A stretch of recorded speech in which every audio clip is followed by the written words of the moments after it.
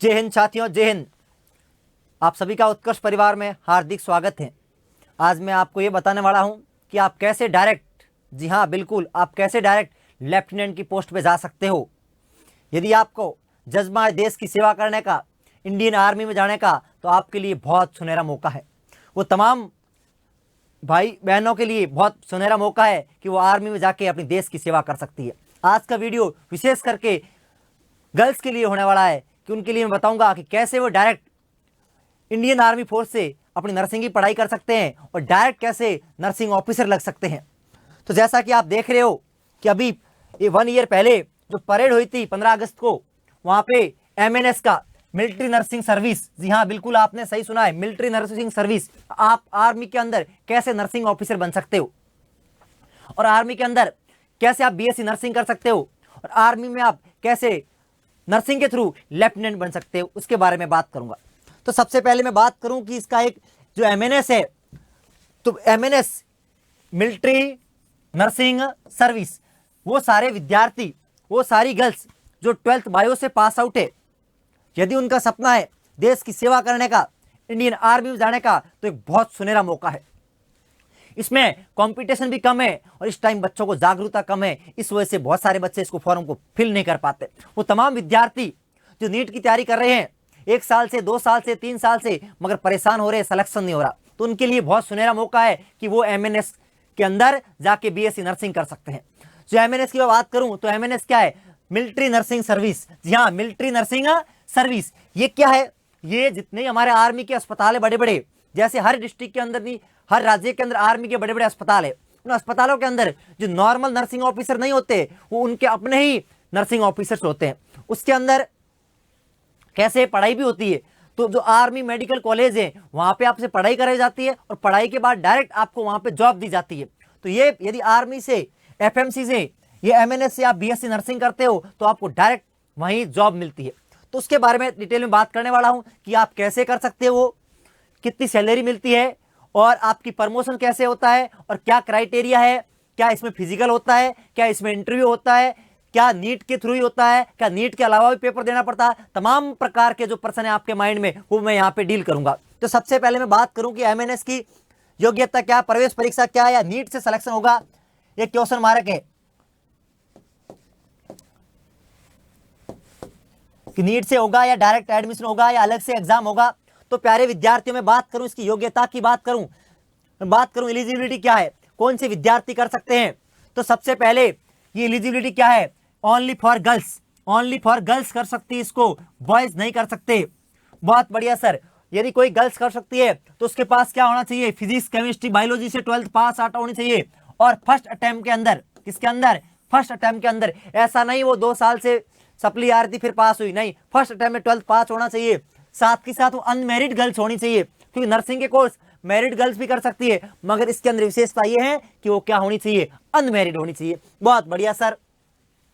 अगला किसके थ्रू होगा? उसको यदि MNS में जाना है तो उसको नीट का एग्जाम पहले देना ही पड़ेगा।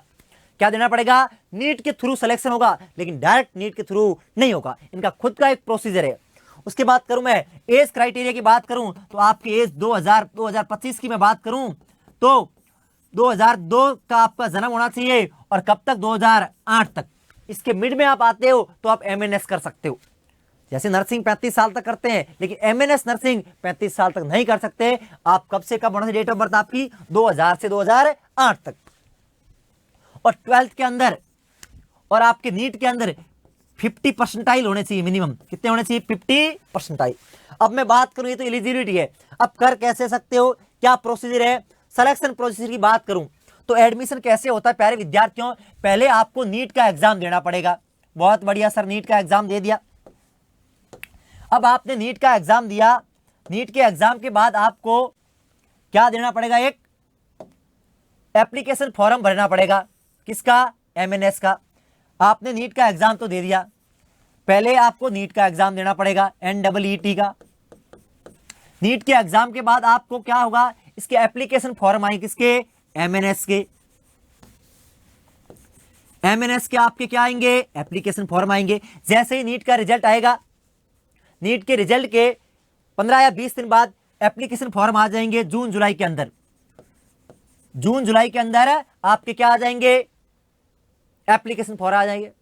अब एप्लीकेशन फॉर्म आने के बाद आपको क्या किया जाएगा, नीट के रैंक के बेसिस पे विद्यार्थियों को शॉर्ट लिस्ट किया जाएगा।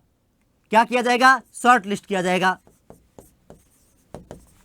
मतलब आपने फॉर्म भरा, नीट का रिजल्ट आया, नीट के रिजल्ट के बाद आपने फॉर्म भरा, तो आपका फॉर्म भरने के बाद आपको शॉर्ट लिस्ट किया जाएगा कि कौन से विद्यार्थी शॉर्ट लिस्ट हुए। शॉर्ट लिस्ट के लिए बच्चों उन विद्यार्थियों को किया जाता है जिनके नंबर 300, 350 टू 400 प्लस होते हैं। मतलब 350 से 450 नंबर वाले विद्यार्थियों को शॉर्ट लिस्ट किया जाता है। उसके बाद क्या किया जाता है, उनका जो बच्चे सेलेक्ट हुए हैं, शॉर्ट लिस्ट किए गए हैं, उनका एक एमएनएस का अलग से एग्जाम होता है। किसका, एमएनएस का क्या होगा, एग्जाम होगा। कैसे होगा मैं आगे बात करूंगा, एग्जाम होगा।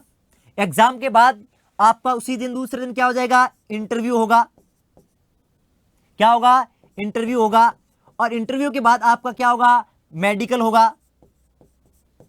और मेडिकल के बाद क्या होगा, फाइनल सिलेक्शन होगा।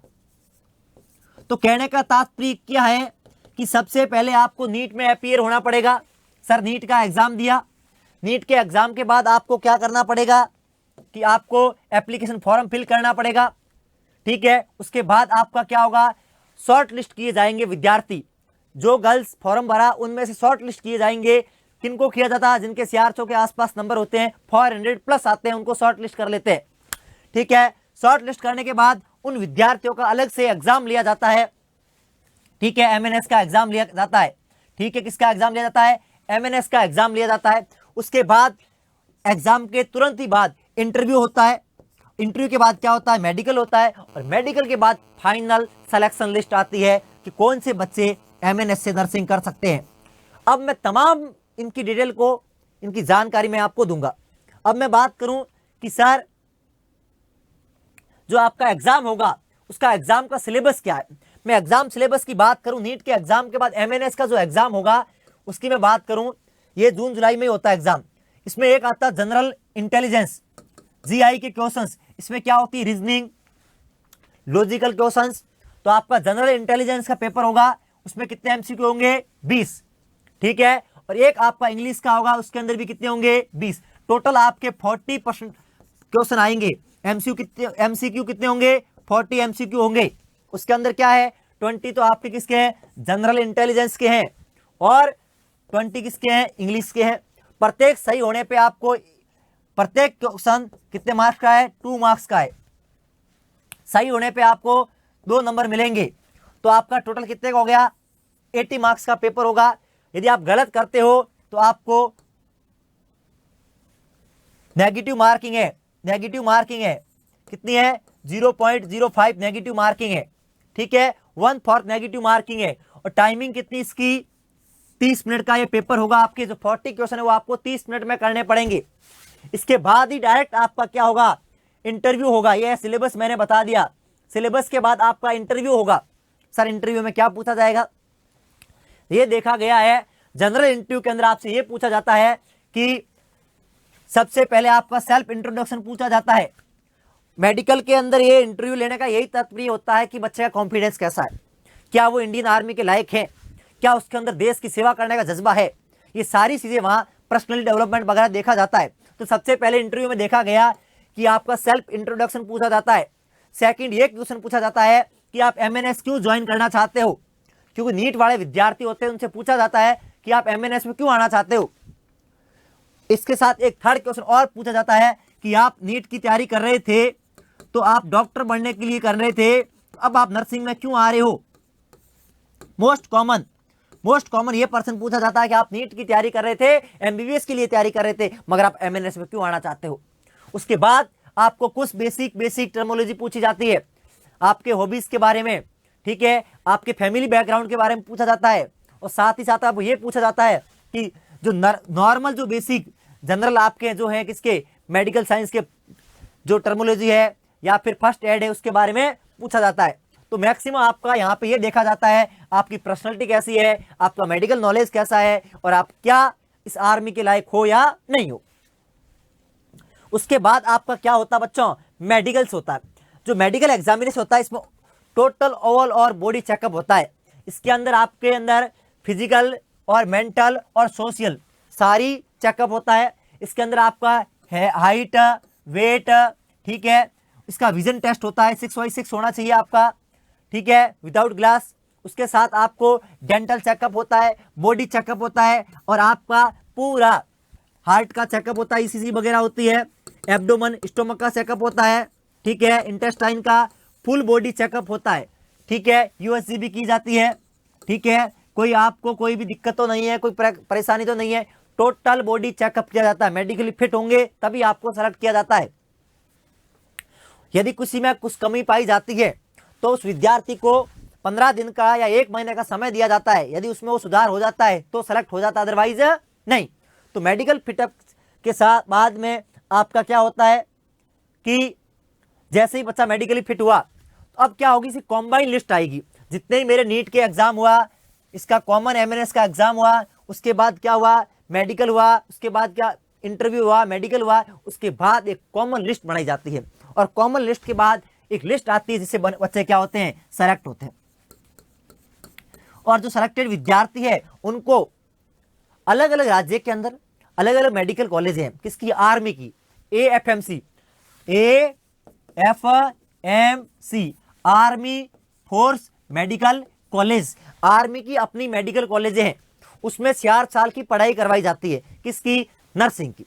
जैसे ही आपका सिलेक्शन हो जाता है तो आपको रहना खाना सब कुछ फ्री मिलता है, एक पैसा भी नहीं लगता है। और साथ ही साथ आपको वहां पे 4 साल इतनी अच्छी ट्रेनिंग दी जाती है, वेल डिसिप्लिन बनाया जाता है, और साथ ही साथ आपको रहने का खाने का जो भी आपका खर्चा आता है, एक्सपेंस आता है, वो आर्मी पे करती है।